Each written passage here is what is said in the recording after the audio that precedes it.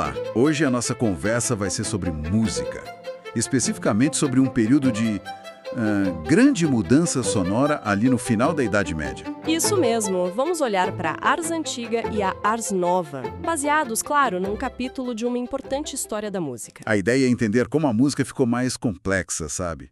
Desde as primeiras vozes juntas até umas estruturas bem mais elaboradas que abriram caminho para o Renascimento.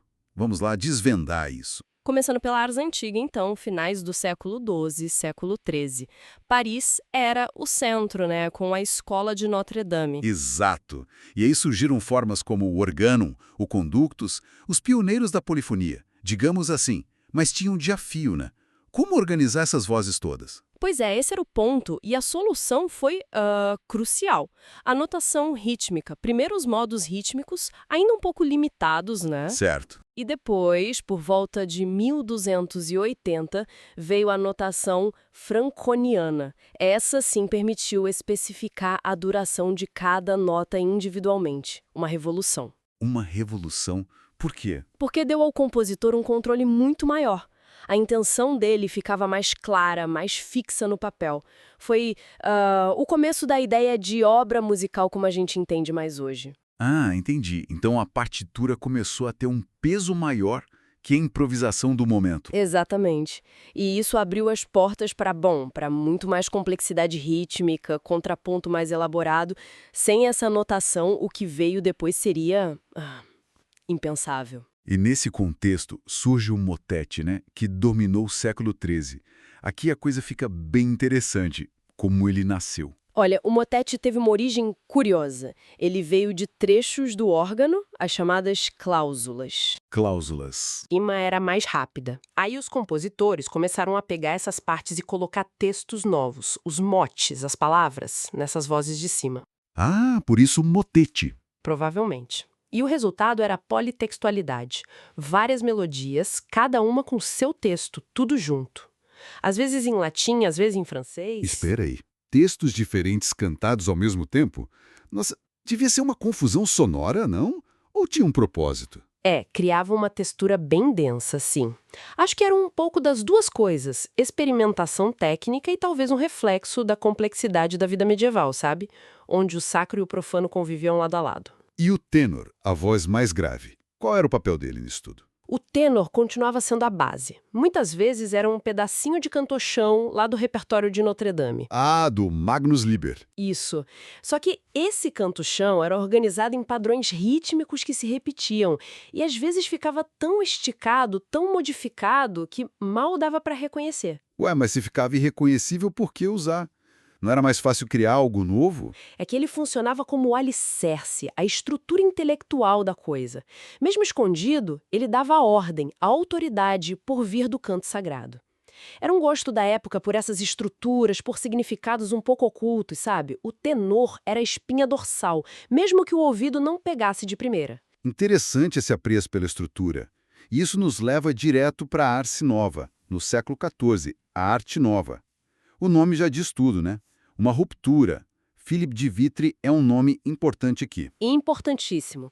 Vitry, que era poeta e compositor, está ligado ao Tratado Ars Nova. Esse tratado, ele defendeu inovações radicais para a época. Tipo o quê? Tipo, aceitar a divisão binária do tempo como igual à ternária. Antes, o 3 era visto como perfeito, ligado à trindade, né? E também introduziram notas de valor mais curto. Isso expandiu muito as possibilidades do ritmo.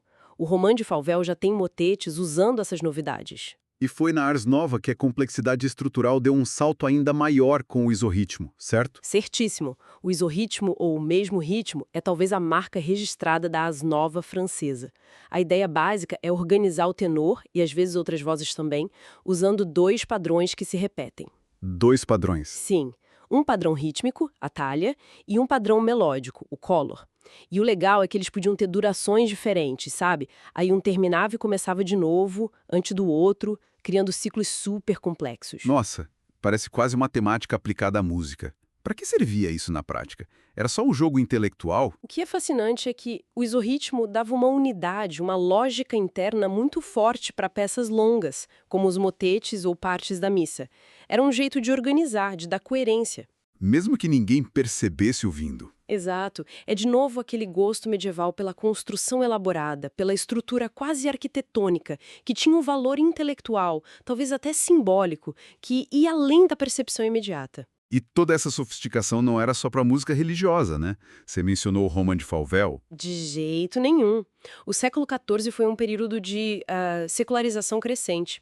O Roman de Falvel, por exemplo, é uma sátira política e social bem ácida e usa motetes isorrítmicos super complexos para comentar a corrupção da igreja, do Estado. A técnica servia a propósitos bem terrenos também. Entendi.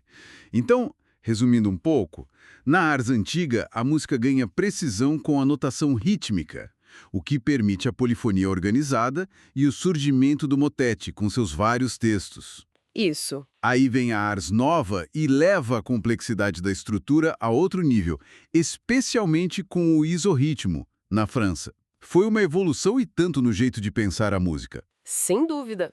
E essa valorização da estrutura intrincada, às vezes meio escondida, que a gente viu tanto nos tenores da ars antiga quanto no isorritmo da ars nova, levanta uma questão interessante, né? Qual questão? Como esse fascínio medieval por uma ordem intelectual, por camadas de significado que não são óbvias de cara, se compara com o que veio depois na música.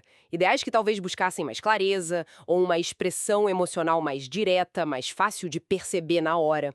Pensar nessa relação entre estrutura e percepção na música medieval pode enriquecer muito a forma como a gente ouve a música que veio depois.